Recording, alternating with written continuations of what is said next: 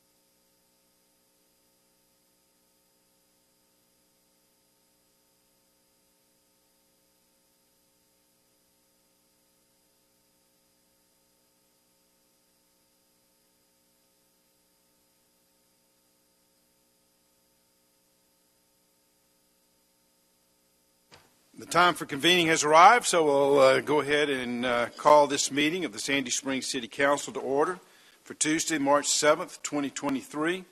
Will the clerk please make the announcements and call the roll? Good evening, Mayor and Council. First, I would like to remind those in attendance to please silence all cell phones and other electronic devices at this time. Individuals who would like to provide public comment at a City Council meeting are required to complete and submit a public comment card in advance of the meeting. Public comment cards are available online and at the chamber entrance. Those providing public comment may be allotted up to 3 minutes to speak on their single chosen topic. As I call roll, please confirm your attendance. Mayor Rusty Paul. Present. Councilmember John Paulson. Here. Councilmember Melody Kelly. Councilmember Melissa Mueller. Here. Councilmember Jody Rochelle. Councilmember Tibby DiGiulio. Councilmember Andy Bauman. Please join me for the Pledge of Allegiance. I pledge allegiance to the flag of the United States of America and to the republic for which it stands, one nation, under God, indivisible, with liberty and justice for all. Madam Clerk, have we received any public comment cards? Yes, we've received about 5 this evening. They're all in-house tonight. Okay. First is Brandon Lee, who will be followed by Drew Early. Mr. Lee.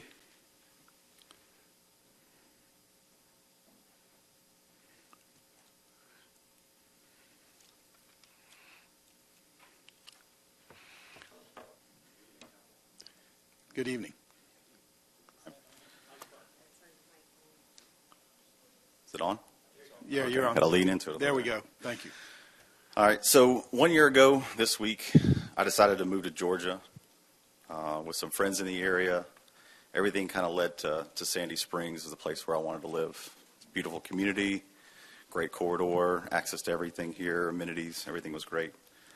So I started looking, and I found a nice, affordable place to rent off of Glen Ridge. Everything seemed great. So I spent the next several months exploring Atlanta, exploring the community, getting out, enjoying everything Sandy Springs has to offer, just like any other citizen would when they moved to the community. And then one day I got an email, said something to the effects of, pay us $3,300 or we're going to make your life difficult. And you have about 4 days to decide, or we're going to ruin your credit.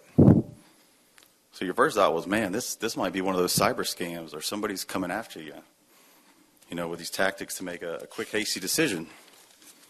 But the reality is that's the same tactic multifamily apartments use for people in Georgia. So not satisfied with the apartment that I currently live in, I have to make a hasty decision. So I have to decide to move out. I love this community. I want to live in the city. I want to stay in this area. But my apartment is forcing me out of this area. So I also started to notice the people that are in my building that I live in are not the same kind of people that I seen when I first moved in. Is the people that I probably wouldn't associate outside of my apartment. And so, when you run out of good tenants to rent to, they just rent to whoever will pay. With myself, who's new into multifamily investments myself, I've lived in many cities around the country. I know that there is a decent resolve to remedy some of these situations.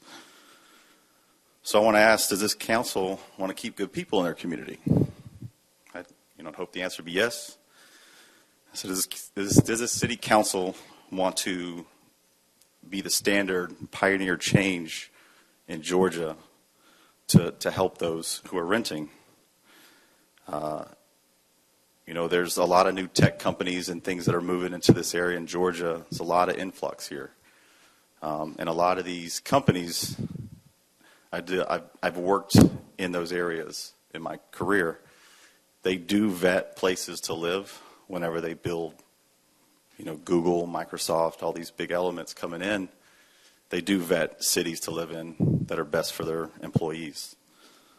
So I'll leave you with one last comment. It says, once the good people run out, once you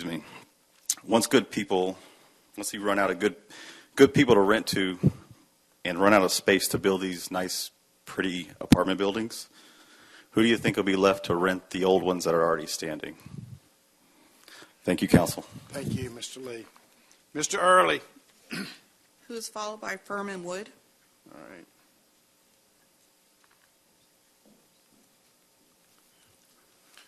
Good evening, Mr. Mayor, honored council persons. Thank you for giving me the opportunity to speak today. The topic that I'm going to speak on is the Veterans Fountain. I'm going to call it the Veterans Fountain because that's what we primarily know it as. That's what's been promulgated to this point. But that's the topic. My theme is commitment. What commitments have been made? I would hold that a commitment has been made to the citizens of Sandy Springs for a Veterans Fountain. Monies were expended for architectural and aesthetic design. A council meeting was held in September. Upon reviewing the minutes, the idea wasn't turned down. Then we look at the December minutes from the December 20th work session.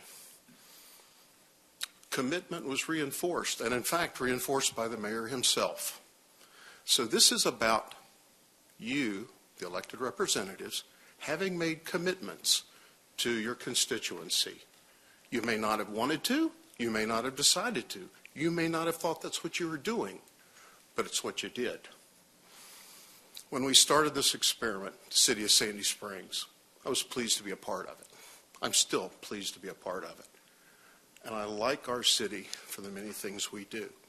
I get some of the decision-making issues in terms of value management, being good stewards of finance.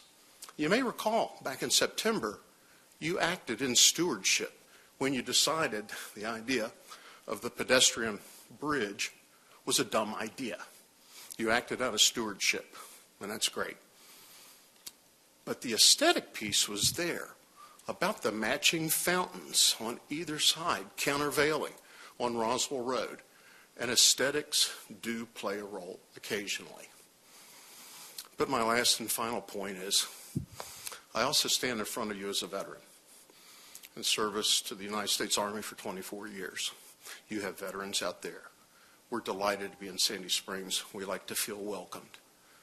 But I would hope, and in fact, I would pray, that perhaps the council might defer to those wise veterans on the council for final decision on this topic. Thank you very much. Mr. Early, thank you. Mr. Wood? Who's followed by Patrick Hill.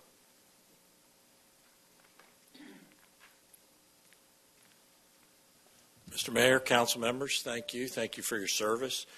I am not currently a resident of Sandy Springs. I lived in Sandy Springs for 14 years and relocated in 2018 up to Roswell.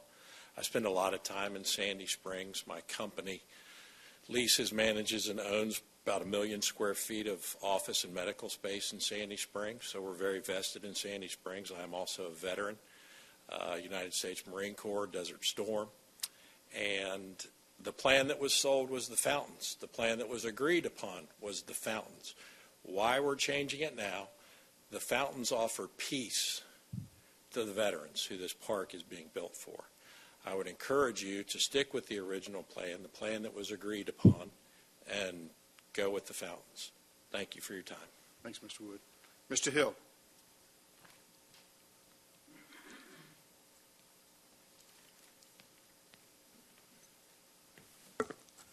Good afternoon, Mayor, Council, guests.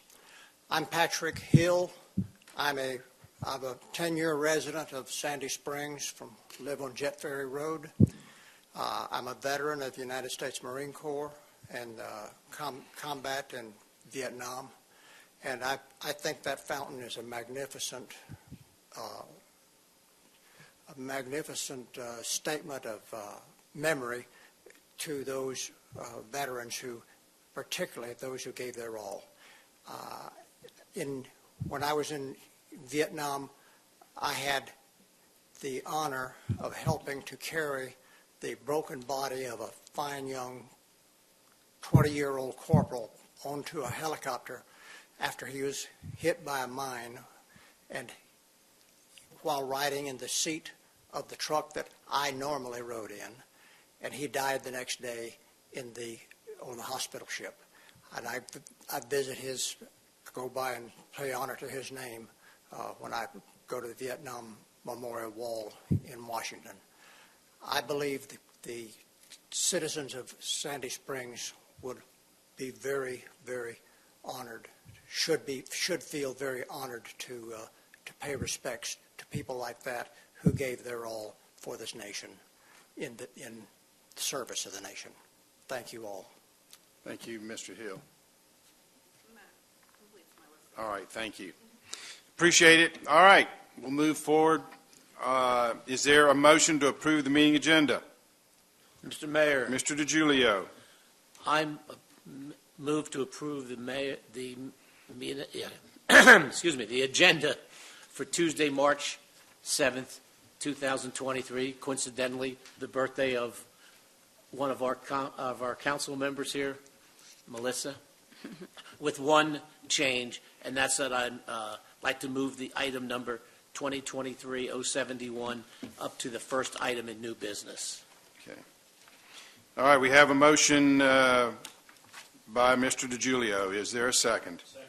Been moved by Mr. DiGiulio, seconded by Mr. Paulson, that we approve the meeting agenda with one amendment, which is to move item 2023-071 to the first item under new business. Is there any discussion?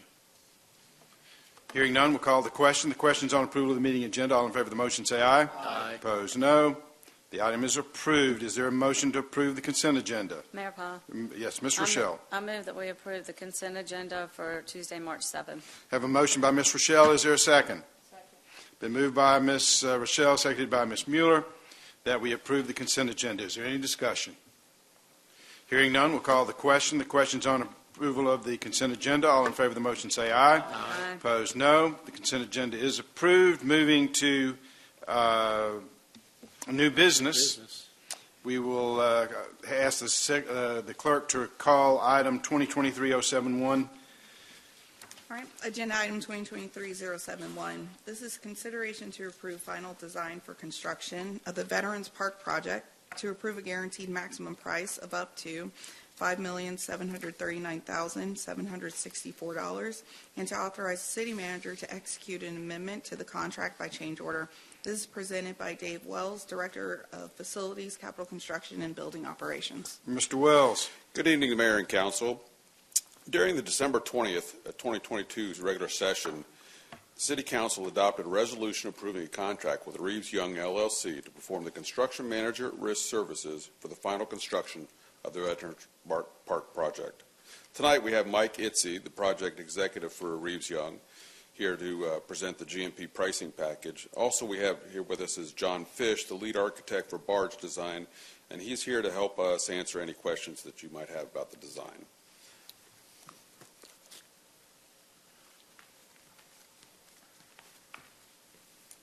Good evening, Mayor and Council. I'm Mike Iazzi again with the Reeves Young, the construction manager on the project. I'm going to go ahead and lead you through the presentation.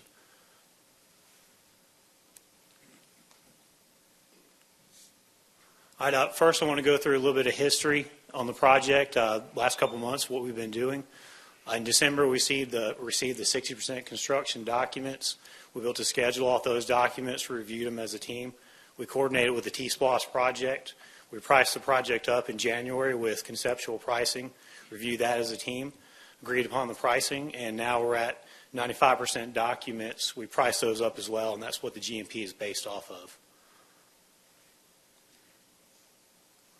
I just go through the design. This is what you've seen before. The area you see up there in red and yellow, that was the original extent of the Veterans Park. Tonight we're just talking about the area in the red triangle that you see right there.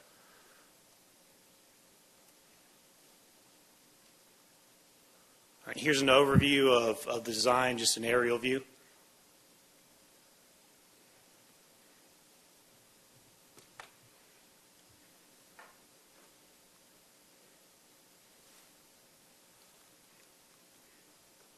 There is a rendering of the project. Let me go back. Skipped on me.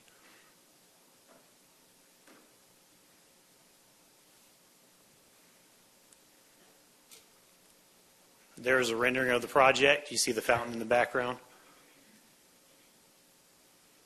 This is the Veterans Memorial area. Again, all stuff that you've seen before.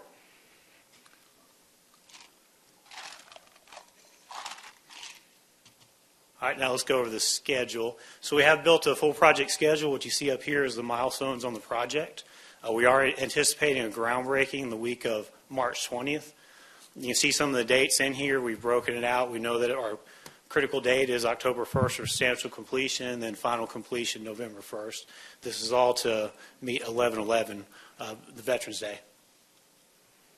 Now, built into that schedule, there's a lot of lead times on the project. There's a lot of materials that are taking a long time right now.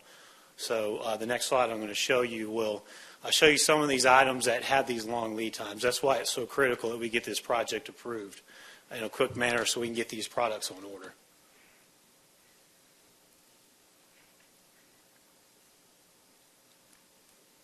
All right, now the project budget.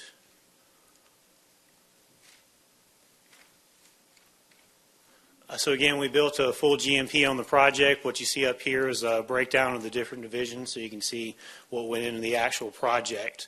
And you see we have our construction contingency as well and all our overheads and fees in that number as well. The value management option, what that was as a team, we looked at the project. We found some materials that were cheaper in cost, not quality. We incorporated those into the project. And we ended up saving about $80,000. Now you see below that is the TS 191 credits. That number, we've negotiated that further. It's about $250,000 right now. That was a team effort between staff, City of Sandy Springs, and the architect. So basically, there was the T-SPLOST project. Involved in that project was a sidewalk along Sandy Springs, a typical sidewalk. Not what we have in the project now, but just a standard sidewalk. There was a curb and gutter. There's 2 lights on the corner of Roswell Road. And there was a sidewalk that they were going to put in on Johnson's Ferry Road. So basically, they had that in their budgets, and what we're doing is we're asking them for credit for that work because we're going to put in those sidewalks now. Does that answer your question? Okay. All right, so moving on, something else we're looking at, too, is tree funds. We have about $40,000 we're anticipating coming from tree funds that is not shown in these numbers right now. So the total direct construction cost is about $5.7 million. The available project funding right now is about $3.1 million. So the total additional funds that will be requested is about $2.6 million. There is a 5-year CIP fiscal year 2024 funds that we are anticipating are going to be available for this project as well, in about $2 million or so. So, and I will note too, the architect's initial estimate on the project was about $4.7 million. So we did look at that. A lot of the differences are utilities on the site logistics. We know where the site is. We know how critical it is to keep these roads operational and keep it clean. So we've included site logistics in our numbers as well. All right, so we've been asked about a no fountain option. What you see up here is a picture of the project with the fountain.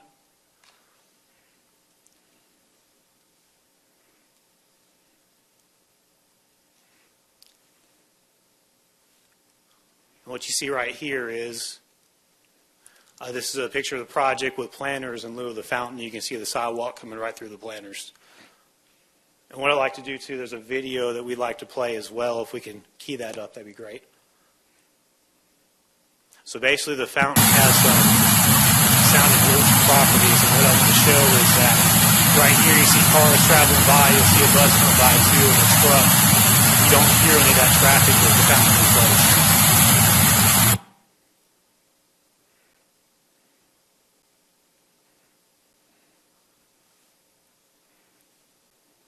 All right, and finally the cost without the fountain. You'll see the direct cost number from the other slide, about $5.7 million. If we remove the fountain, it's about $1.5 million, but we have to add back the planters, the irrigation, and the sidewalks, and that's about $800,000. So the total direct construction cost for this option would be around $5 million. And again, the available funding for the project is around $3.1 million. The total additional requested funds for the option without the fountain would be about $2 million. And again, there's the 5-year CIP 2024 funds that we would assume are going to be available for this project. All right, so next steps, we're asking for council approval tonight. If we do not get approval tonight on this project, then we cannot meet the schedule that I've shown you, and we will not be ready for Veterans Day on 11/11. So that's the next step. Then following that would be the groundbreaking. We're anticipating that the week of 3/20, and then construction would start right after that, and then substantial completion in October and final completion in November. And with that, that concludes the presentation, and we'd be glad to answer any questions that you have. All right, Mr. Wells. Mr. Fish, you got any opinions? I have opinions, sir, but I'm happy to answer any questions. All right. Well, first, you've heard the report of the Director of Facilities, Capital Construction, and Building Operations. What's the desire of council? Mayor Paul. Mr. Paulson. I move approval of Agenda Item 2023-071, approve the final design for construction of the Veterans Park Project, to approve a guaranteed maximum price of up to $5.739764, and to authorize city manager to execute an amendment to the contract by the change order. The 5.7 is for the inclusion of the fountains, which is option, whichever option it is. I can't remember now. So including the fountains. All right, we have a motion by Mr. Paulson. Is there a second? Been moved by Mr. Paulson, seconded by Mr. DiGiulio, that we approve Agenda Item 2023-071, approving the final design for construction of the Veterans Park, approving the guaranteed maximum price of up to $5.7 million, and authorizing the city manager to execute an amendment to the contract for change orders. Is there any discussion? Mayor Paul. Mr. Paulson. Thank you. And thank you, Dave, and thank you. So obviously I support this. I support the fountains. I've got several points I want to make, but one of the things that's happened over the 10-year life of this project is we've had 4 separate councils that I've been involved with. A number of people just don't know much of the background. So in an effort to go back a little bit in time, I've asked George Bushy, who I got a hold of and was kind enough to come in. He's the architect of this whole complex, to if he would, come up and just talk for a second about what the original thinking was in the design. And again, this is a design from 2012, I guess, George, something like that. It'd be preferable if you would ask him questions. So, George, I'm asking a question. So tell me, what was your thinking when you laid this out, including the Triangle Park, which is what it was called at the other side? What was your thinking? Why did you plan it the way you did? Well, related to that was we started with the Goody Clancy master plan for the city of Sandy Springs. And in that, the city hall was right on Roswell Road, right at that key intersection. And the first thing we talked about in the planning process is we need to embrace Roswell Road. We don't need to turn our back to it. We need to open up City Center to Roswell Road. It's the highest point on the ridge, all right, for the city. It's a major intersection of Roswell Road and Johnson Ferry. So I now arrive. I need to make the sense of arrival at City Center. So to that end, when we decided on a performing arts center in the architectural master plan that we did back in 2014, I believe, we felt like the PAC needed a civic presence on Roswell Road, and we curved the elevation, all right, so you could actually see into the park. That's why your curtain wall in the lobby is to ease your eye in the city center. Well, with that, we wanted a sense of arrival to City Center when you came up Roswell Road and you slowed down at the traffic lights. And to that end, working with John Fish and Steve Provo, we came up with the concept of the dual fountains, one on each side. So you would arrive at Sandy Springs, know you're in Sandy Springs between those two fountains. And that curve in the pack is kind of the counter curve, is what generated the geometry of the fountains that you see in the renderings that were just shown. So the idea was to bring a civic statement and a civic prominence. But also it dealt even-handedly with, we have the pack on one side of Roswell Road, and we have what was Triangle Park on the other. So that you'd have a sense that they were all part of City Center, not that City Center's over there on my left with the fountain, and this is leftover landscape on the right. I think with the, so that's kind of the background. And so then when we moved into Veterans Park, then it became more important in terms of what this fountain brought to Veterans Park. Is that helpful?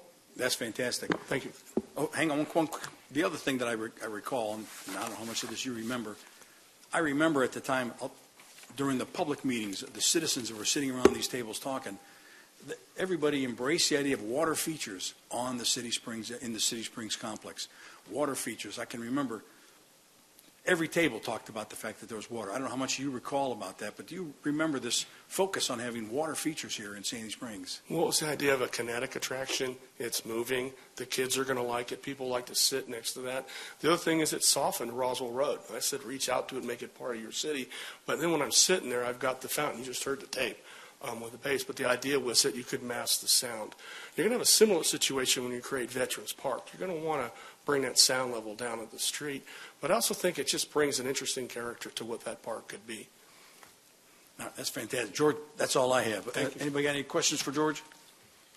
Did it have anything to do with the fact that our name was Sandy Springs? There was water involved? Of course it did.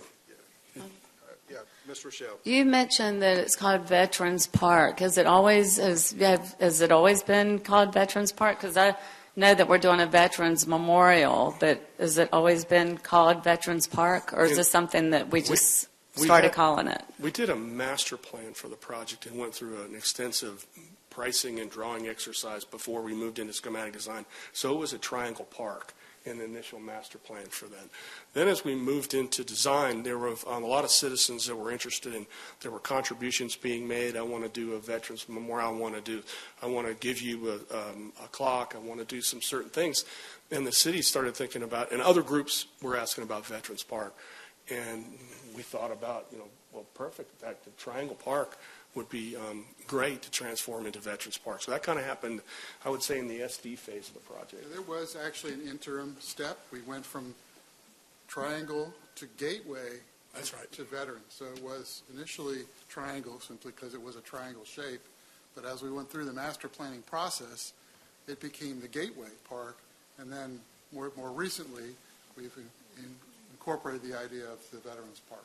So on the original, because I am very interested in it being part of a master plan, because we just put out a master plan. So you're saying on the original master plan that this is what it looked like? It had a fountain on it? Yeah, in the original master plan. Architectural master plan, we did, yes. When I said architectural, meaning when I was hired, Goody Clancy had an office building on the site. But yeah, the first master plan that we did in 2014 was when we spent a year doing that. We had the fountains on both sides of the street. Well, Mr. Baumann. since we're doing questions for George, I'll have some other comments, but I'll stick to George. Sure. So a couple things. I think I can say that John McDonough started this veterans piece around 2018. And I think you said, let's just get it out. I'm thrilled we're supporting a veterans, salute to our veterans. I'm not really sure if it's a memorial or a salute, whatever, but the $630,000, sign me up, here to do it, glad to do it, going to vote for that, all for it. But you said a couple things. How far is the veterans piece from Roswell Road? I mean, you go back to the rendering. I mean, just guesstimate. I was out there yesterday. I mean, that rendering right there, I mean, that doesn't look very integrated to the fountains to me, but I'm just, we're kind of conflating a couple of things, but About how And far I is was going that? to put on my Art Sandy Springs hat, but you stepped up. You go. Well, Yeah, just roughly. If we can go- 20 feet? Well, hang on. If we could go to the plan graphic, the aerial view.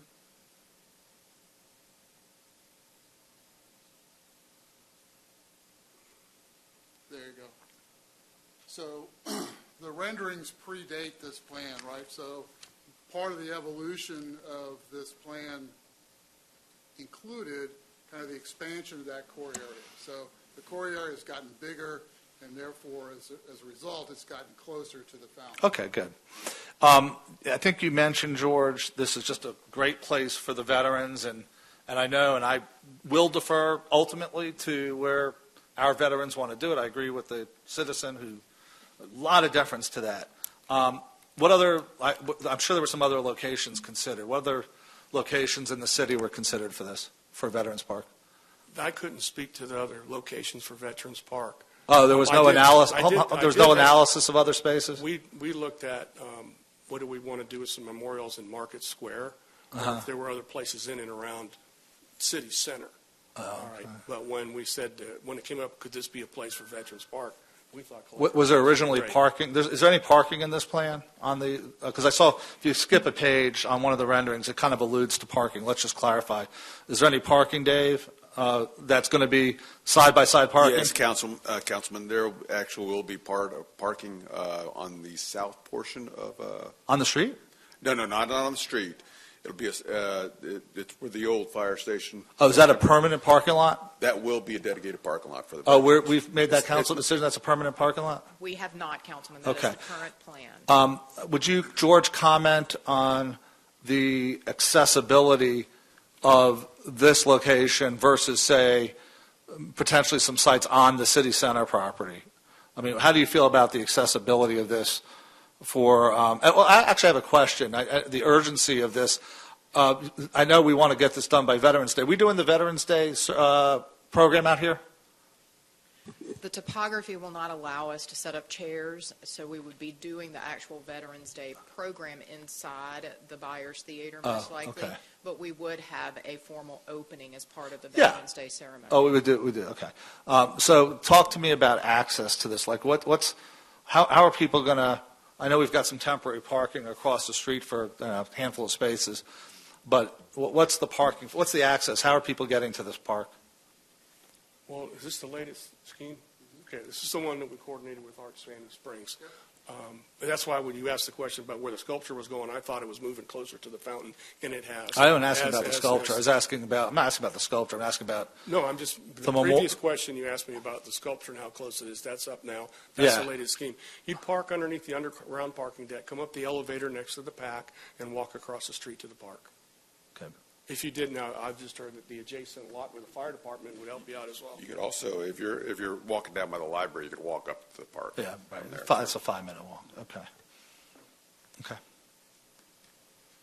That's what my question's for George. Okay. Anybody else for the, all right, George, thank you. Okay, thanks a lot. Thank you, George. All right, any other? Mayor Paul, I have a few more. Okay, go ahead. One of the things and by the way, thank you, George, for taking us back in time. One of the other things we've talked a lot about is the ability of the fountains to mask Roswell Road noise. So I went out the other day and I took 2 videos, one on the City Hall side looking at Roswell Road, west side facing east, and the other from the east side facing west. Did you happen to get those? Are those up and are they available?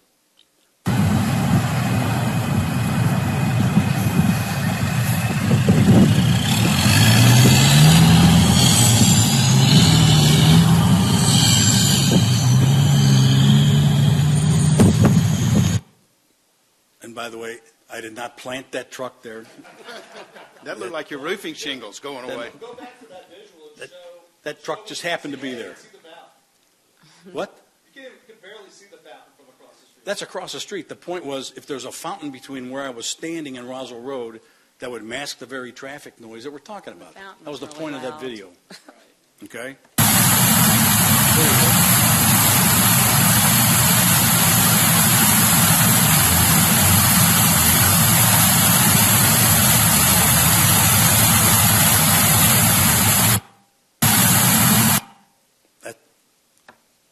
that's enough. I'll sell you this copy of these videos if anybody wants them. All right, so I guess a couple other points here. This is the fourth council that I've been on that is weighed in on this in one way, shape, or form. And it feels like it's dragging along. I'm tickled that we're going to decide this thing tonight. It just has taken a long time, and there's reasons why it has taken a long time. Georgia Power gave us fits. We had the dual roundabouts. I understand that, but councils for three previous administrations have supported this, and I'm glad this fourth council is supporting it as well. And I don't want to revisit every decision that council has made in the past, and I just suggest that future councils weigh carefully what we decide here before they make changes in the future.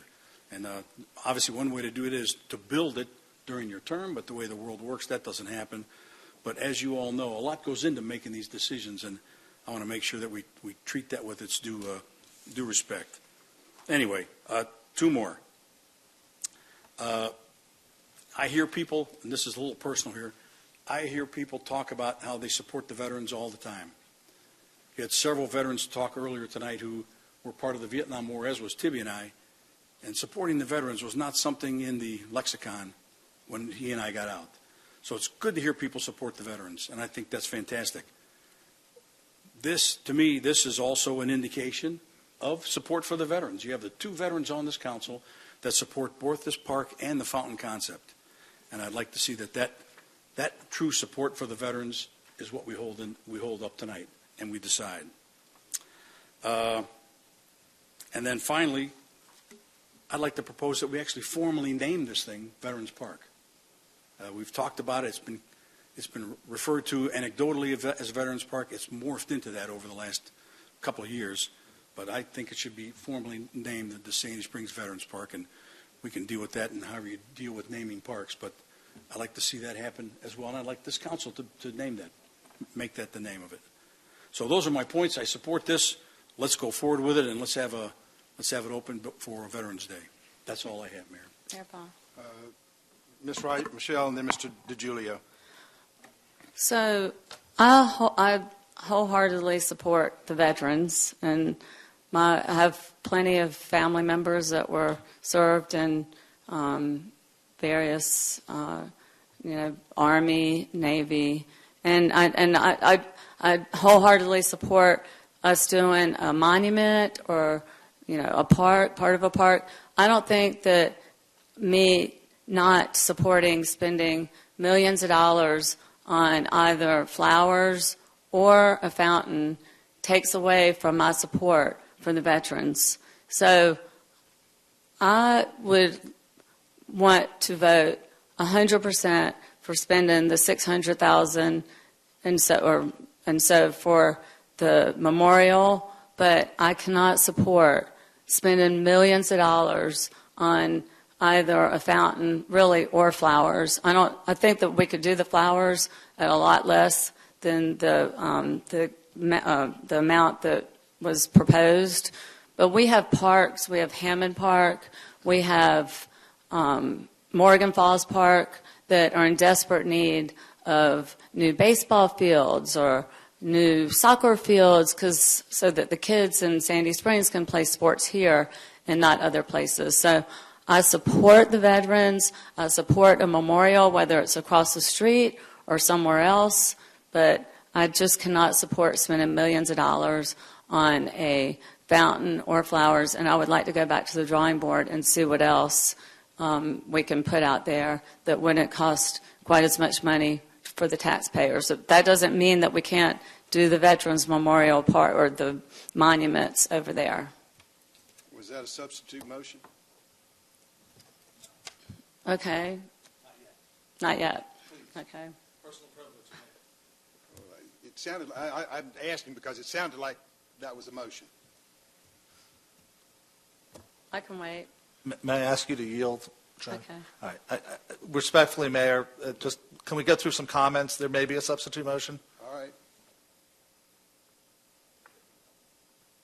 Yeah, Mr. DiGiulio, you're recognized. Thank you. And thank you, gentlemen, for your input in here. And thank you, George, for being the historian for this evening. I think he's back there someplace. Oh, there you are. Okay. Couldn't see behind Dave. One of the things we always wanted for Sandy Springs, of course, is we wanted identification. And we've been very big in the past of telling people we don't live in Atlanta, we live in Sandy Springs. Matter of fact, I have been very vocal when people come up here and they say that they live in Atlanta. I tell them we're at the wrong meeting. Go someplace else. This is Sandy Springs, and we want our own identity. And part of the reason that we built this building here, we were in a rented building, and it was working, but we wanted our own identity. We wanted our own home. And when we did the master plan, we put fountains on both sides of it to create a sense of coming home, a sense of identity of Sandy Springs, a sense of if you drive on Roswell Road and you get to the fountains, you'll know you're in Sandy Springs. City Hall's right there. And so the fountains really have no connection to the Veterans Memorial. The fountains have to do with the welcome to Sandy Springs. The fountains have to do with quieting it down like those videos showed on there. I mean, we were out there tonight before the meeting out there, and we were standing on I guess that would be the west side of the fountains over here, and you can't hear the traffic noise from Roswell Road. Go on the other side of the fountains, you're going to hear the traffic noise. And so it does give you a calming, a peaceful thing on here. And, you know, the veterans part was added about 3 or 4 years ago, and 6 years ago? 17? Is that 6 years ago? I guess it is. Time flies when you're young. Anyway, I think that the original plan we had, the original concept we had, the original vision we had for Sandy Springs, we need to stick with it. We need to finish it off like we started because we felt at that time it was the right way to go. I still feel it's the right way to go. And I think the fountains, the way they were originally designed, I think are the way we need to go and progress here. Thank you, Mr. Mayor. All right. Any others? Mr. Baumann. All right, thank you. And I do want to say thanks, Tibby, for clarifying that there's maybe not as much of a connection of the fountains to the memorial, but it's all one park, and I agree we can call it Veterans Park if we do this, and also agree with Councilwoman Reichel that whether one supports fountains or not is not indicative of their support for veterans. I hope nobody's making that correlation, and I thank each and every one of my colleagues and the gentleman who spoke earlier for your service. Absolutely favor honoring that. I have relatives also. I don't want to repeat history, but I mean, I think fountains are lovely. I love fountains, and I've enjoyed them and love sitting over by the fountains by the shade bosque. I've been very consistent going back to when we first were. The history of this also includes an eminent domain that we did vote to condemn this property in December of 2014. I was the lone dissenting vote, and we didn't have Veterans Park on our mind, but one of the reasons was it was an open-ended cost. Nobody really had a sense of what the cost was. I think we thought we wanted it for a master plan, and clearly, while there was some attachment to Eddie's Automotive and some history there, I mean, I think controlling those, but I didn't think government should be condemning it. It turned out we didn't have to go through that process. We bought it 2018, for nearly $5 million. And even at that time, I think the sense was if we were buying this just for a park, I mean, I think if we stop and pause for a moment, we paid nearly $5 million for this property. Then we had to spend some money to get it to the shape that it's in, just to demolish. And now we're looking at another $5.8 million that doesn't buy everything. It doesn't buy the removal of the utility poles. It doesn't buy some of the sidewalks. It doesn't buy, can you go to the larger screen, the yellow? I forgot. We've got probably millions more for the yellow part of this, right? I mean, this is in length. This is probably, look at all that we still have to do. That's part of the park too, right? Anybody want to put how many millions we're going to have to spend on that? that's coming. So fountains are lovely, but, we've adopted some policies since that time. For example, fostering environmental sustainability in all city actions and water conservation. And hopefully the cistern will mitigate it. But by your own estimates, this is going to use 800,000 to 900,000 gallons of water per year. If it's over 2,000 gallons a day, that's your number, not mine. And then I'm just going to spitball, but, we've got the massive fountain across the street. We've got another small fountain, another fountain, and we've got another fountain by Mount Vernon, which, by the way, that's the entrance to the city center, not off Roswell Road. And we're probably approaching 1.5 to 2 million gallons away. So if we're calling per year, if we're calling this the question, it's for good reason. And ultimately, this is a town also founded on fiscal responsibility. And to quote one of my colleagues in a different context, but the same project, have we lost our minds? This has gotten out of hand. Different facts have emerged. When we were shown this in, I think in December, and just to be clear to the gentleman who said it was decided in September, we had a work session, and I think 3 council members were in favor of this particular plan, and 2 were opposed, and 1 was sort of a hybrid. Maybe she had it right to start with, a smaller version. But, I'm looking at this $450 a square foot. Let's just understand the numbers. 800,000 gallons a year. And, we're also a community founded on being responsible with taxpayer dollars. Now, again, it's lovely, but, I feel like we have the opportunity. We've got like a Cadillac plan that even if we don't do the fountain, or we do half a pound, that we're like turning into a gold-plated Bentley. And if, as Councilwoman Reichel makes a really, really valid point, that we don't have unlimited resources, and yet there's a lot of work to be done at Morgan Falls and Hammond and Allen Road and Abernathy South, Old Riverside Park, passive parks that people will actually use. And I am unconvinced, because of the lack of accessibility, maybe for the neighbors down east on Mount Vernon who walk over here, but I've been to a lot of veteran parks, and many of them are real destinations. They're done by, and I'm not talking about D.C. or New York, they're done up in North Fulton. A lot of them are placed at existing big parks. I guess our equivalent might be Morgan Falls Overlook, by the lake. Or they're placed in the path of pedestrian traffic.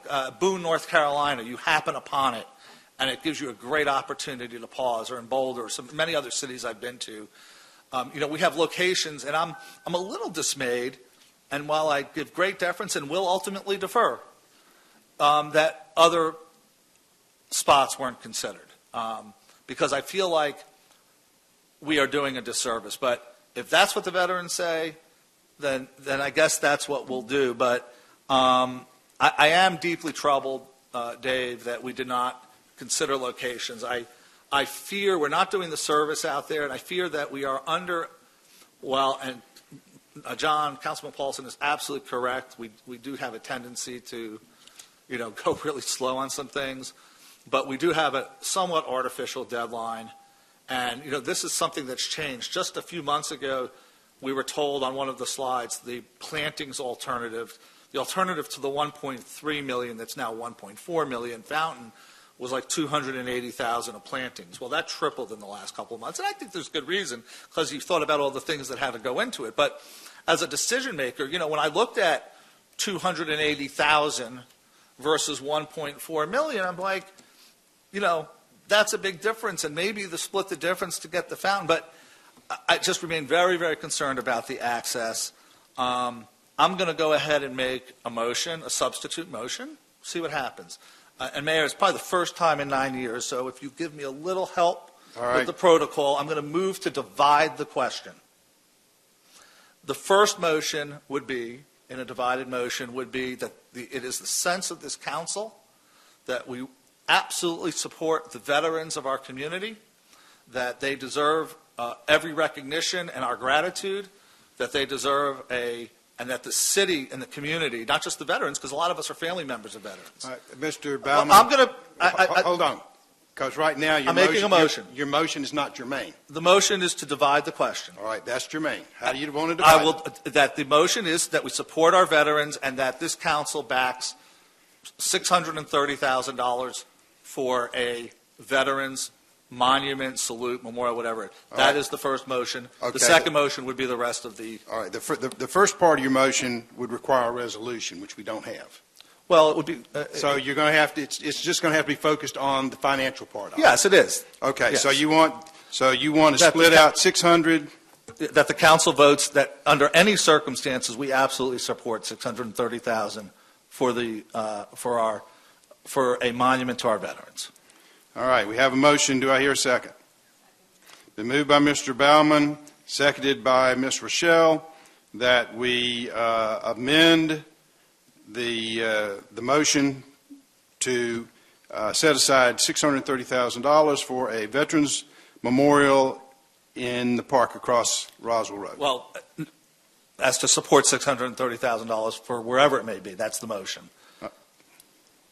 Okay. Yeah, I mean, it may be across the road, but. All right. All right, we have a motion question. and a second. Is there any further discussion? Hearing none? Well, Okay. I do. Melissa, go ahead.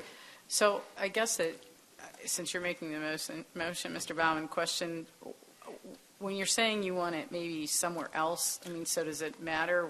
I guess I'm just confused. Well, I'll address the question. No, it could be, it's that, because part of this is a budgetary item, that the council is voting to do $630,000. The council could continue to vote and do the rest of it, the rest of the project, but that one way or the other, $630,000 is allocated towards a veterans monument, period, end of story. We're going to take up the where in a minute.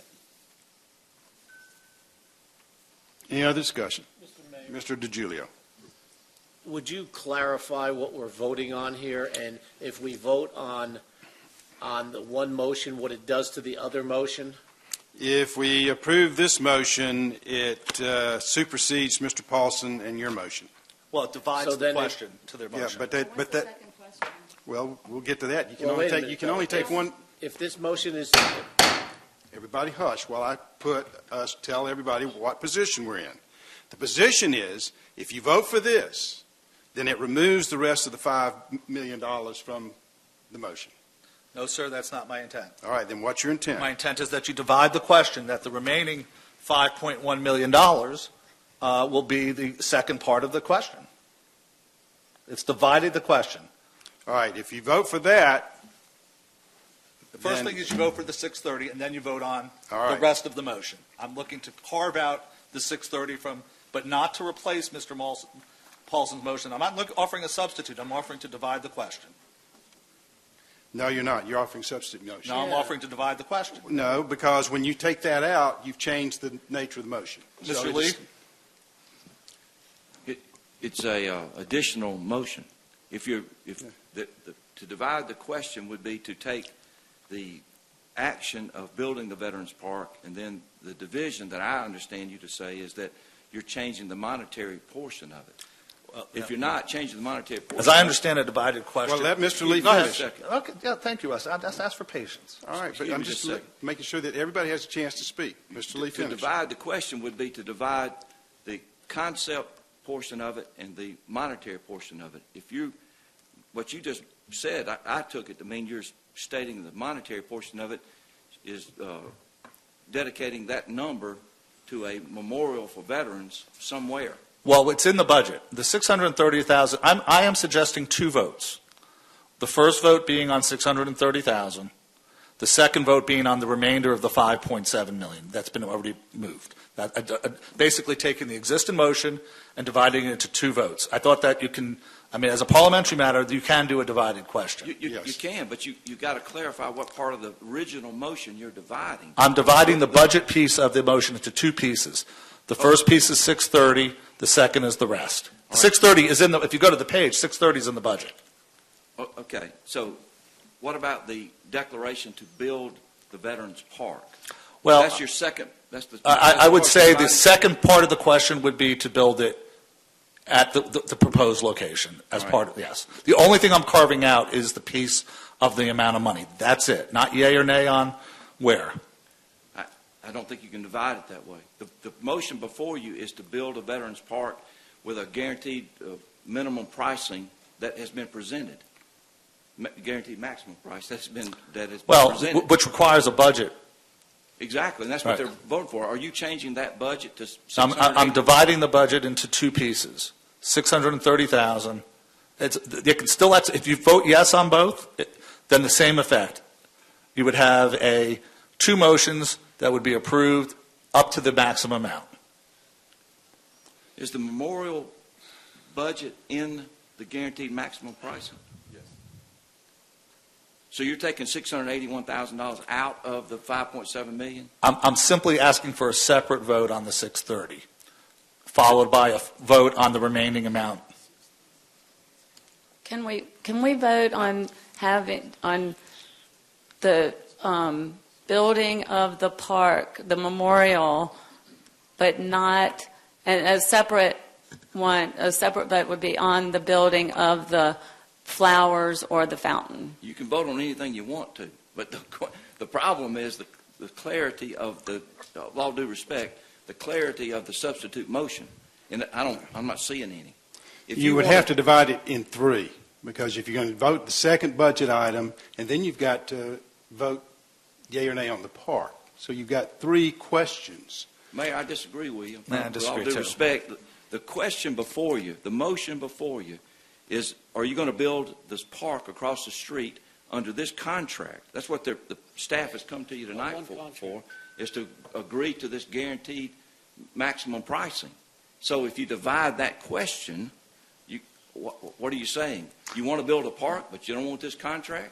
You want to build a park, but you don't like the guaranteed pricing? To answer your question, if theoretically, and I don't think this will be the case, but if theoretically the council were to say yes to 630,000 in a salute to veterans, then the budget then includes that. If it were then to say no on the second question, we would be left with we would be no on the GMP, and we'd be left with a $630,000, hold on a second, budget allocation for veterans. If, on the other hand, this council votes yes for the 630 and then yes for the remaining 5-1 in the approval of the park, you're back. That's the sum of those two pieces equals the whole. That's what I would submit. That's what my intent is. It is very simply an opportunity for members of this council to unequivocally, myself included, because I made the motion, to unequivocally support the fact of an allocation of money for a veterans memorial. It may end up being here. It's probably going to be here, Mr. Lee, but it would be taking the... I see what you're saying. Yeah, that's all it is. So what you're saying is you want to divide the question. Your substitute motion is that you move that the council endorse the payment for $630,000 for a veterans memorial, period. And then the next question will be, will you spend the 5.7 minus that number over here across the street? Well, actually, sure, you could, or frankly, the second question could be 5.7, including that number. Same thing. That's the intent. All right, Mr. Paulson. Mayor Paul, if I may, two things I think are worth talking about. And the first is the implication that if we build this park, some child is not going to be able to play ball somewhere. City Manager, is that your understanding or your belief that would happen if we build this park? Because I heard that earlier, that children need to play in the parks, and if we build this, somehow the money's not available for them, okay? I didn't say that. Excuse me. I'm talking here. Decorum, one person that has the floor at a time. So that's the inference that was made. So, We Mr. certainly- Bauman, please, you'll have a chance to respond. We certainly have multiple competing priorities. This has been a longstanding priority of council and our urge to get this across the finish line for you all. We are working on our FY24 budget process this year, and we'll be evaluating the capital requests that will be proposed by the Parks and Recreation Department. As all of you know, Old Riverside Park is something that is still in the planning phases, and we are about to kick off a master plan process for Hammond Park. So I cannot tell you what the budget would be for Hammond Park at this point. fair enough. And then the second point here, I know we're separating this. This started as Triangle Park, okay, with fountains. And then over the last couple of years, the last 3 or 4 or 5 years, The idea of a Veterans Park is tied in here. And so for the last couple of years, every time this concept drawing has been shown to this community and to the veteran community, it has included the fountains. So the veterans, rightly or wrongly, have tied the two of them together. So this, when people talk about this Veterans Park, this is my opinion, and this is what we heard tonight, fountains have now become tied in with or connected to the fact that there is a veteran memorial. And in truth, I believe the fountains enhance the power of the Veterans Memorial as opposed to not having the fountains. So they're inexorably tied. And then finally, to break this up into two pieces and somehow one part gets approved and the other part doesn't, this throws us back to, I don't know how far this sets us back, to the point where we'll have to start this whole Triangle Park and this Veterans Park concept over again. We've spent years putting this together. Well, that's why we voted. And now we're trying to, now we're trying to separate it because there's a belief that there are enough people on this council that don't want the fountain part to be voted on. They just want the veteran. And again, you make everybody feel good because you're supporting what the veterans want. The veterans have said tonight, I've said it, Tibby said it, others have said it, they want this whole package. They want this veteran park, the Triangle Park, and the veteran piece and the fountains tied together. That's what everybody is voting on. That's what I believe we need to vote on. And if it doesn't pass, then we go back to square one. But that's the motion. I think that's what we should vote on going forward. Okay, well, motion on the table. Mr. Baumann, you're recognized. Thank you. We're voting, it's very simple what we're voting on. I'm not voting on a litmus test on veterans. And I reject that, and I, just because somebody says it's a package deal, this thing is, what we're voting on is a budget increase. This thing is, the architect's estimate was $4.7 million. We currently have $5.1 million. Now we want $5.7 million. That's what we're voting on. So, I have the floor. I have the floor now. We deal with it. Mr. Paulson, I have the floor Mr. now. Baumann, I'm perfectly, listen, I can make a different motion. I'm not to table this. I think the motion, instead of doing that, the motion I've made gets us to where I think you want to be. That's what I suspect. It gets the project done. All right, here's what we're going to do. Enough conversation. We're going to vote. The motion on the floor is that we separate $630,000 out of the budgeted $5.739 million for a Veterans Memorial to be decided at some point. So I'm going to call the question. Would you please explain the outcome of the vote? If we do this and nothing else, then we will be spending $630,000. And if we reject this? If you reject this, then you go back to the main motion. We go back to the main motion? Go back to the main motion. Okay. All right. I'll call the question. The question's on the $630,000 memorial, separating that out of the budget. All in favor of the motion say aye. Aye. Opposed, no. No. You have to write, Melody, what did you? Wait a minute. All right. Show of hands. All in favor of the motion say raise your right hand. Opposed, no. Motion fails. Because the mayor voted no. Yes. Okay. Yeah, okay. Yeah, the mayor. All right. What's your next? You said you had another motion. Well, no. Then the second motion would be on the full motion at this point with the $5.7 million. All right. Is there any further discussion on that?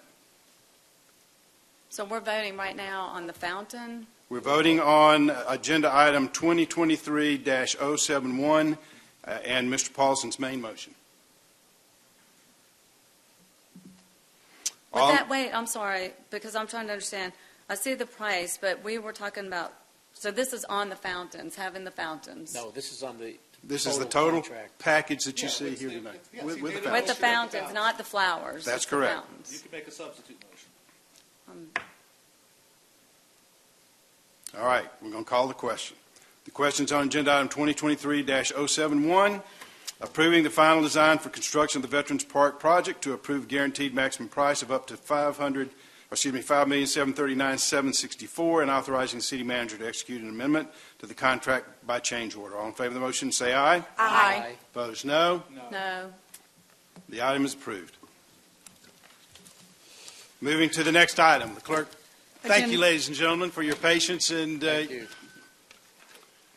all right, we're at 2023-068. That's right. Consideration to approve an AT&T commercial license agreement for structure access for the Peachtree Dunwoody Road and Windsor Parkway fiber project. That's project T0069. And to authorize the city manager to execute the agreement, presented by Public Works Director Marty Martin. Mr. Martin. Mayor and Council, good evening. As a part of a project to provide a fiber interconnect within our traffic signal system, we're asking for a commercial license agreement tonight with AT&T for access to AT&T structures in the interest of rendering that fiber project that you see depicted before you on the screen in front of you. Providing fiber access to the intersection of Windsor Parkway and Peachtree Dunwoody Road, as well as fiber connectivity throughout the southeast corner of the city. In this case, the agreement would allow the city the use of 2 poles and some 800 feet of linear feet of AT&T conduit, particularly at Windsor Parkway and Georgia 400, to facilitate installation of this new fiber network. An overall project, not a part of this agreement tonight, that the city is undertaking in the amount of some $440,000 as a part of that fiber interconnect project. The agreement in front of you tonight is for $2,000 for the make-ready work associated with AT&T's cost to provide those facilities for the use of the city. With that, Mayor and Council, do you have any questions? All right, you've heard the report of the Public Works Director. What's the desire of council? Mayor Paul. Mr. Paulson. I move approval of Agenda Item 2023-68, approve the AT&T commercial license agreement for structure access for the Peachtree Dunwoody Road and Windsor Parkway fiber project, T0069, and authorize city manager to execute the agreement. We have a motion by Mr. Paulson. Do I hear a second? Second. It's been moved by Mr. Paulson, seconded by Dr. Kelly, that we approve Agenda Item 2023-068, approving a AT&T commercial license agreement for structure access for the Peachtree Dunwoody Road and Windsor Parkway fiber project. Any discussion?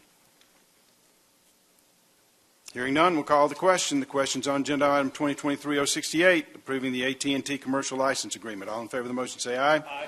Opposed, no. The item is approved. Clerk will please read the next item. Agenda item 2023-069. This is consideration to approve a contract award to Lowe Engineers for design services for the Peachtree Dunwoody and Lake Hearn Connectivity Improvement Project. That's T2208. And to authorize the city manager to execute the contract, also presented by Public Works Director Marty Martin. Mr. Martin.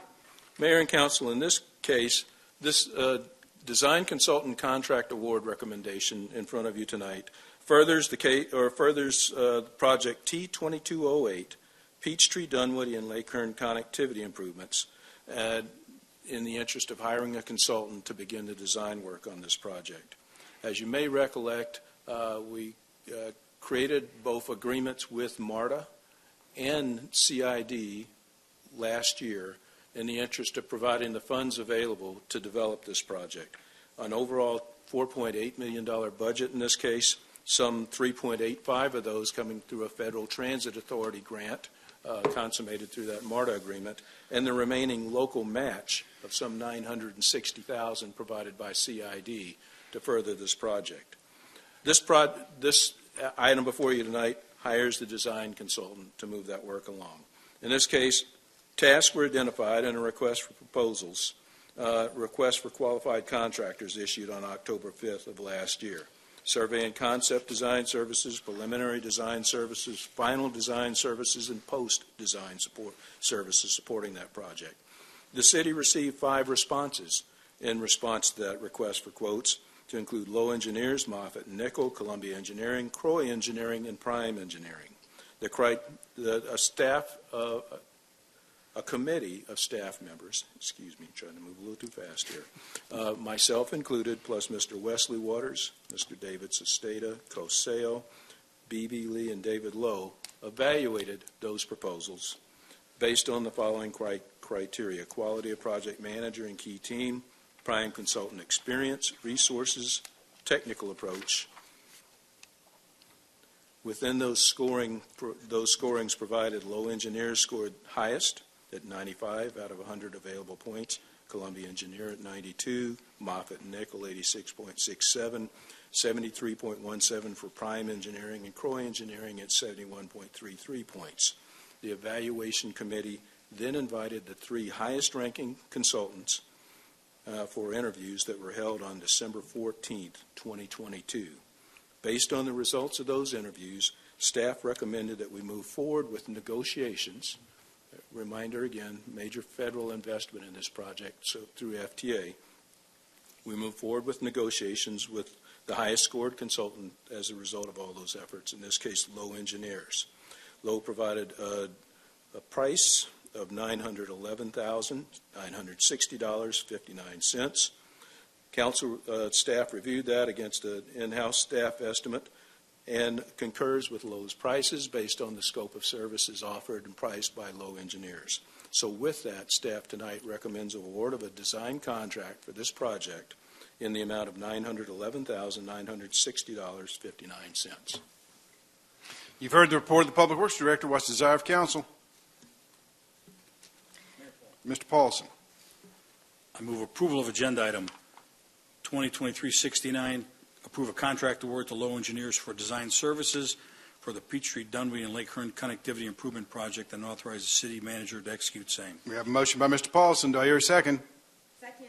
Been moved by Mr. Paulson, seconded by Dr. Kelly, that we approve agenda item 2023-069, a contract award to Lowe Engineers for design services for Peachtree, Dunwoody, and Lake Hearn Connectivity Project. Any discussion? Mayor Paul. Mr. Paulson. Just a point of clarification, Marty.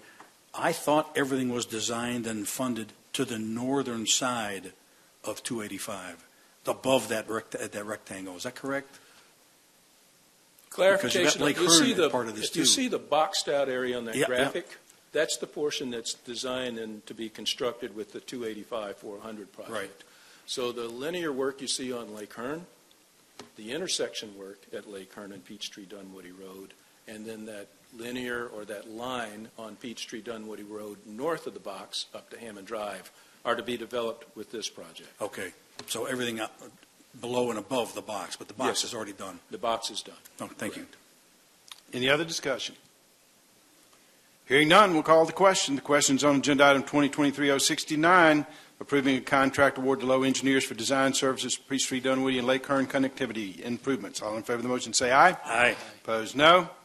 The item is approved. The clerk will please read the next item. Agenda item 2023-70, consideration of approval of a lighting services agreement for Georgia Power Company to install pedestrian scale lighting for project TS-192, that's Mount Vernon Highway Corridor, multi-use path project, presented by Public Works Director Marty Martin. Mr. Martin. Mayor and Council, in furthering Project TS-192, the Mount Vernon Highway Corridor multi-use path project, we reached out to Georgia Power Company, one of our primary lighting providers here within the city, to obtain a quote for lighting installation in support of this project. To that end, the scope of this project includes some 97 standard mid-block lights, an additional 28 intersection lights within city standards, as well as underground feeds and mounts, all associated with new lighting as a part of this corridor project, TS-192. Georgia Power's quoted cost for this work, $998,875, is the upfront cost for the installation. A monthly lease agreement would entail, upon installation, to the amount of some $3,033.75 per month as a part of the lease agreement and moving forward once the lights are installed. All right. There are sufficient funds within our estimates for Project TS-192 to support this upfront installation cost. All right. You've heard the report of the Public Works Director. What's the desire of council? Mayor Paul. Ms. Rochelle. I move that we approve agenda item 2023-070, approve lighting services agreement for Georgia Power Company to install pedestrian scale lighting for project TS-192. Motion by Ms. Rochelle. Do I hear a second? Second. Been moved by Ms. Rochelle, seconded by Ms. Mueller, that we approve agenda item 2023-070, approval of a lighting services agreement with Georgia Power to install pedestrian lighting for project TS-192. Any discussion? I have a question. Ms. Rochelle. This is very exciting. When do you think they'll get started? Obviously, the lighting installation will be one of the last pieces to the overall project. With our pace for right-of-way acquisitions right now, we hope to let here in about the next, I think current forecast is we put this project out for let in about 60 days from now as we consummate the final bits of those right-of-way acquisitions and then begin the process of executing the project from there. Do we still have a lot of right-of-way that we need to A little acquire? bit, but it takes some time to get those final couple of pieces. Thank you. Thank you. Mayor Paul. Ms. Mueller. So Marty, thank you. On the lighting that will be going up, there's going to be lighting on the side of, there's a lot of homes along there. So we have Mount Vernon Park, I think, what is that, Glenridge Close, Autumn Chase. Yes, ma'am. What will we be doing to shield the homes from the lights? So if you drive, for instance, if you drive down Barfield Road, those lights have shields to block the light from going into the bedroom and, the homes of the... Right. We have the ability to provide shielding with the lighting. I understand it, and I think we've been through that many times. So where those lights may serve as an interference. So how do you make or that an intrusion. determination? I mean, is it the residents or is it when we're doing A big design? part of it will be working with the lighting engineer with Georgia Power Company as we finalize the lighting plans for this project. At this point, they've given us the lights. It's a city standard light, as well as we define the locations with them.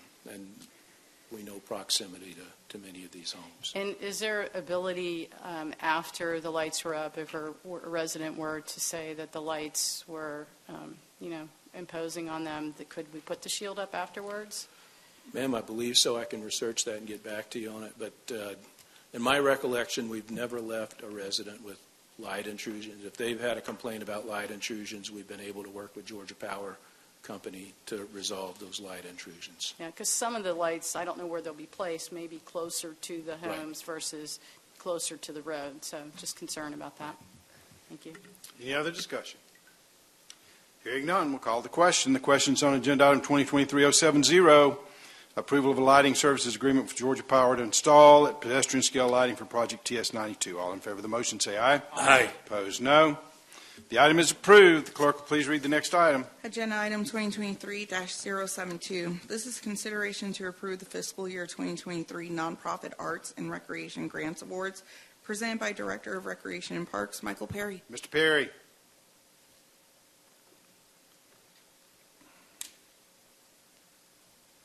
Good evening, Mayor and Council. Good evening. This is for the Nonprofit Art and Recreation Grants 2023. I'm requesting approval of the 2023 Nonprofit Arts and Recreation Grants. This will be the grant's second cycle as the program started in 2022. The purpose of the grant is to work with local nonprofits to create and expand recreational programs targeted to underserved populations and low-income communities. There were two types of grant this year. Category 1 was a continuation grant, meaning grant holders were allowed to provide or to apply for a second-year cycle. Grant 2 was for new grants for this cycle. The first grant, Category 1, was up to $15,000 per proposal, with $25,000 for the Category 2 grants. An RFP was issued on September 28th. Proposals were due November 3rd. 7 organizations submitted proposals. One proposal was disqualified based on financial standing as required in the request for proposals. A committee of staff from several different departments met to review and recommend approvals of the grant award. Evaluation criteria are included in your council agenda packet. Recommendations for Category 1 continuation grants were as follows. Horizons Atlanta for the second-year support of the Rising First Grade Class program.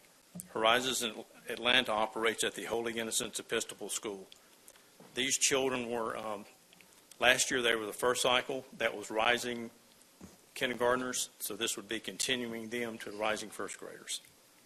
Northside Youth Organization, continuation of funding for eligible youth within their sports programming targeted to underserved populations. Healthy Kids USA Foundation, continued funding for that foundation's June summer camp program. You'll hear in the future about a July, but this was for their June camp program that they had this past summer. Category 2 grants, again, that's a maximum of $25,000 apiece.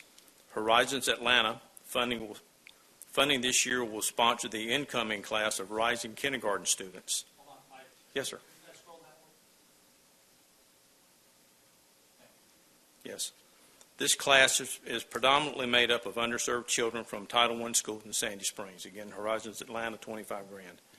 Catalyst Sports, the funding support would be to expand outdoor programming to their targeted population of persons with disabilities. Most of these programs will be conducted at Sandy Springs Overlook Park and along the Chattahoochee River. Sandy Springs Youth Sports Association, the city grant would assist with providing additional scholarship funding for program registration and equipment for these activities. Sandy Springs Youth Sports operates from the Morgan Falls Athletic Complex. Los Niños Primero, the grant funding will be used to offer a new wilderness discovery, swim and paddle program, and other river programs to their target populations. And finally, Healthy Kids USA Foundation. This grant would provide for the second MUNCH program in July for the program's underserved tweener population. Participants are provided weekly educational programs, field trips, organized activities, and needed supervision, adult supervision. The financial impact. Recommended grants total $160,000, exceeding the budgeted amount of $75,000. Should Mayor and Council approve staff recommendations to fund all proposals, a budget amendment of $85,000 will be forthcoming in subsequent council meetings. That would be my recommendation. You've heard the report of the Director of Recreation and Parks. What's the desire of council? Mayor Paul. Mr. Baumann. Great pride, I move to approve Agenda Item 2023-072, request to approve fiscal year 2023 nonprofit art and recreation grant award at the $160,000 level, necessitating a budget amendment of $85,000 implicit into the motion. All right, we have a motion by Mr. Baumann. Do I hear a second? Second. Moved by Mr. Baumann, seconded by Dr. Kelly, that we approve Agenda Item 2023-072, the nonprofit arts and recreation grants awards. Any discussion? Mayor Paul. Mr. Baumann. Michael, thank you. We have the benefit of a year. We toured them last year, but I also want to ask you, did you review data, paperwork? What goes into your process of the review for the returning to ensure that what was committed was being done? I don't want to just assume, but I'm kind of assume that you've done that. Can you explain the process? We did. You know, the past grant cycle ended December 31st. So we ask each of the respondents or each of the contract holders to submit their program narrative as well as a set of matrix data that we provided each one of them. To date, they have all done that. All the proposing resubmittals have. There's still the middle school who actually had dollars allocated to some of their spring sports, so they've not fully completed it, but I believe they will all be compliant. As you mentioned, we toured each of the programs. Most of the council members were there. I think I won a free throw shooting contest, just saying, against one of the campers. What was that again now? I think I won a free throw shooting contest against one of the campers, but kind of just saying. Not that. Yes, I believe you were 1-1 in those competitions, yes, if I remember. But I would have gotten whipped in many other competitions. That little fellow may have been this big that beat you, but we won't go there. But yes, we've got data on them. We've got matrix information. And you'll come back to us with the total number of people served. Sure, it would be great if you come back. And just for clarification, the 70 for cautious budgeting reasons, we allocated $75,000 this year. We had done $150,000, so this is not really in the prior year. This increase of $85,000 is a net increase of 10 over the prior fiscal year. Is that right? That's correct. Okay, thank you. Any other discussion? Mr. DiGiulio. Michael, I just have one question on here. I noticed one of these organizations is wholly outside the city of Sandy Springs and wholly inside the city of Atlanta. Why are we subsidizing organizations inside the city of Atlanta? Are they not able to meet their obligations in Atlanta? Well, I think when we put the program together, we wanted it to be either within the city limits of Sandy Springs or organizations that served a significant number of Sandy Springs residents. And that's why I believe the NYO, is that the organization? We met with them, again, they met within our criteria. And the participation that they have justified the award. And aren't they using those dollars for Sandy Springs residents? That's right. And they're exclusively for Sandy Springs residents? As reported to us, yes, sir. Yeah, and we this is a renewal. Theirs is a renewal. They didn't ask for any additional. Right, we did it last year. That's right. They had some youth sports camps, including like a Hawks basketball camp or two, and registrations that they paid from Sandy Springs. So, again, we have to depend upon the validity of the reporting we get back, but it's reported to us, and there's no reason not to believe them. Yeah, there are a lot of Sandy Springs kids who play at NYO. Well, I understand that. Okay. I have a question about Catalyst. Are they located outside of Sandy Springs too? Because I talked to Chris or emailed Kristen, but they have one day that they offer here in Sandy Springs, from what I understand. Do you know what their plans are to expand here in Sandy Springs? I'm going off memory. I believe maybe they do have an Atlanta address, and I don't remember if that's a P.O. box or something else. But their proposal included, they're already a program partner for the city. We have a contract with them to provide. From what I saw, they offered one day here. Am I wrong? No, that's not accurate. Okay. I don't know why that's that. Well, we had several times last year where they came in. I think a couple of them we have television coverage. So, but the grant dollars that they asked for were to provide additional equipment, kayaks, canoes, launching equipment, etc., for many, many more activities in Sandy Springs. We will only be paying for activities in Sandy Springs. Okay. I don't remember going visiting them, but I'd love to because. Well, this is a new one. Catalyst would be a new one. They would be a new provider. And Councilwoman, what they've indicated is that they hope to provide a weekly 90-minute service in the city. So that would be a huge increase in the amount of time that they're spending here at Morgan Falls Park. Thank you. Any other discussion? Dr. Kelly. I just want to quickly acknowledge the, unintended or unintentional synergy between this item and an earlier item. I'm very happy that in the same meeting, this body can potentially support young people, like we're doing with this motion, and our veterans in the earlier motion. So, I don't know. That just makes me happy. So, thank you. We want everybody to be happy. Any other discussion? Hearing none, we'll call the question. The question's on the 2023 nonprofit awards and recreation grants. All in favor of the motion say aye. Opposed, no. The item is approved. Moving to reports, I got a few things to update you on. Last night was yesterday was crossover day at the Georgia General Assembly, which is always an exciting day. That's the date when a bill has to pass one chamber or the other. There were several bills that affected the cities.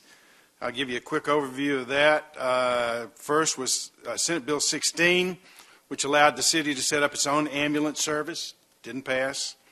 A bill in Senate Bill 62 that requires the city to enforce its anti-camping laws. If you have an anti-camping law, you have to enforce it. Passed the Senate. City cannot bar someone on an acre lot or larger from drilling a well. That passed the Senate. SB 136, which does really have some relevance here, permits the city to waive impact fees for the construction of workforce housing, passed the Senate. House Bill 42, which caps the tax commissioner's fees for collecting city fees or city taxes, failed again. Truck weights, they increased to 88,000 pounds. That passed the House by 3 votes last night. HB 193 raises the amount that the city must bid, anything above from 100,000 to 250,000. That number hadn't been raised in 20 years, so they felt inflation caught up and needed to be raised. House Bill 200, the instant runoff bill, failed. Another bill that may have some impact here, we'll turn Catherine and Mr. Baggett loose on this. The CPACE bill, which allows commercial construction to self-tax for energy, environmental, and similar upgrades. It works kind of like a CID, except for it can be for one project. HB 348 allows speed cameras in school zones. If the school is on both sides of the road, you can do the speed cameras all day. If it's only on one side of the road, you can do it 30 minutes before and 30 minutes after school ends. One for first responders. There was a first responders suffering from PTSD. There will be an insurance program to help cover the costs of treatment. That passed the House. HB 514 limits the building moratoria to 180 days with no renewal for another 180 days, except for during the course of an emergency or a natural disaster. 517, which I and most everybody else have been railing against for months, did not get out of committee, so it's probably dead for this year. There is a law study committee, which will have it pass the Senate. It's Senate Bill 214. It will be a joint resolution, so it has to be passed by the House. Would include 3 senators, 3 House members, 2 mayors, and 2 county commissioners to look at changes to the lost legislation. HB 374 allows de-annexation. There's never been a de-annexation ability in, or at least you can de-annex, but it's very complicated. But this allows no more than 10 parcels at one time. Can be de-annexed if the owners request and if the county agrees to take them back. You can't create an island, and the city can refuse to provide services if they do de-annex. Mr. Paulson, if you want to take your house out of Sandy Springs, you got to go through the whole process, but we're not going to solve any. All right, good. That's good to know. We won't have to worry about it. A bill that I worked on and very proud of was HB 30, the anti-Semitism bill, passed the House last night with a bipartisan vote, 136 to 22. One of those rare occasions when a bill passes, the House gave itself a standing ovation. But I think it was really a salute to the 2 co-sponsors, John Carson, who was the primary sponsor, Elizabeth Panich, who's from Sandy Springs, the second co-signer. The real hero in that, I think, is the majority leader, Chuck Estration, who really kind of shepherded it through the House when there got to be a lot of issues. It's a lot of confusion around some aspects of the bill. Got worked out and passed. Goes to the House now. And we got a nice shout out from Mayor Dickens. Some of you know that we've been providing some support for the Atlanta Police Department during these very difficult times. And he had some nice things to say about Sandy Springs and the leadership at our city manager, who works very closely with his chief of staff, had some very kind things to say on a radio interview today of Sandy Springs. And it's just continuing the ongoing relationship building that we've been going through. So I appreciated them acknowledging our support and help, and want to say thanks to our first responders who've been down there providing equipment and some personnel during a very trying time and very stressful time for their first responders. We were absolutely glad to help. I sent a note to the mayor during the latest episode that we stood ready to help in any way we could, and got a very nice note back from him. That's pretty much it from me. The budget comes out tomorrow, and we're hoping for a little bit of money for a couple of projects around Sandy Springs. We'll find out. They start going through the budget at 7 a.m. If you've got nothing else to do, can't sleep, get up at 7 o'clock and watch the budget process. That's it for me. Anybody else? Mr. Paulson. I thought this might have been mentioned before, but I want to mention it again. We have a birthday party, a birthday girl tonight. Yeah. So happy birthday to you.